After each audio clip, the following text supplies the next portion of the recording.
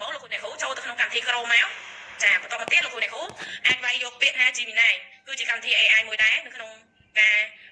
ជួយបង្កើតសម្ភារៈការបង្រៀនផ្សេងៗទៀតមានជាច្រើនដែរលោកគ្រូអ្នកគ្រូអញ្ចឹងពេលអ្នកគ្រូលោកគ្រូចាត់កម្មវិធី AI Gemini នេះរួចលោកគ្រូអ្នកគ្រូសូមចូលទៅកន្លែងហ្នឹងមានសញ្ញាបូកនិងកន្លែងខាងលើហ្នឹងបន្លោះដែលគេឲ្យយើងហ្នឹងសរសេរជាអក្សរអញ្ចឹងកន្លែងនេះខ្ញុំនឹង copy paste from នឹងចូលតែម្ដងអញ្ចឹងខ្ញុំនឹងបង្ហាញថា from ហ្នឹងខ្ញុំសរសេរខ្លះចាអញ្ចឹងលោកអ្នកគ្រូមើលទៅខ្ញុំដាក់ថាជួយរៀបចំកិច្ចតែងការបង្រៀនកម្រិតបឋមនៅកម្ពុជានៅក្នុងនោះខ្ញុំបានចូលបន្ទាត់ដោយយើងអាចឲ្យកំណត់មុខវិជ្ជាភាសាខ្មែរអញ្ចឹងនៅកន្លែងនេះខ្ញុំធ្វើកិច្ចតែងការបង្រៀនភាសាខ្មែរកម្រិតថ្នាក់ទី2ចំណងជើងមេរៀនទី33ពេលចេញលេងហើយចំណងជើងរងតូចនោះគឺខ្ញុំដាក់ឲ្យវានឹងសរសេរពាក្យពិបាកហើយក្នុងនោះគឺខ្ញុំកំណត់យក10ពាក្យបន្ទាប់មកទៀតខ្ញុំកំណត់រយៈពេល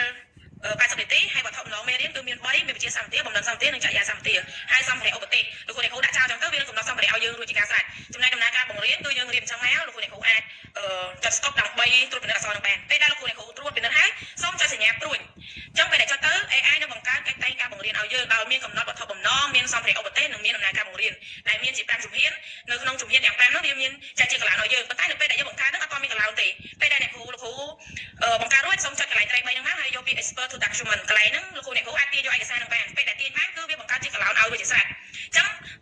ពេលដែលលោកគ្រូអ្នកគ្រូទាញបានហើយសូមត្រួតពិនិត្យមើលកិច្ចតែងការនឹងថាតើវាត្រឹមត្រូវហើយឬនៅព្រោះវាមិនអាចត្រូវ 100% ទេកន្លែងនេះគឺលោកគ្រូអ្នកគ្រូអាចកែអាចមើលកន្លែងតារាងហ្នឹងមិនបញ្ចូលគ្នាបានអាចបន្ថែមពណ៌កន្លែងណាដែលខុសលោកគ្រូអ្នកគ្រូអាចកែកន្លែងណាដែលលោកគ្រូអ្នកគ្រូចង់បន្ថែមអាចបន្ថែមបានអញ្ចឹងនៅក្នុងវីដេអូនេះគឺខ្ញុំ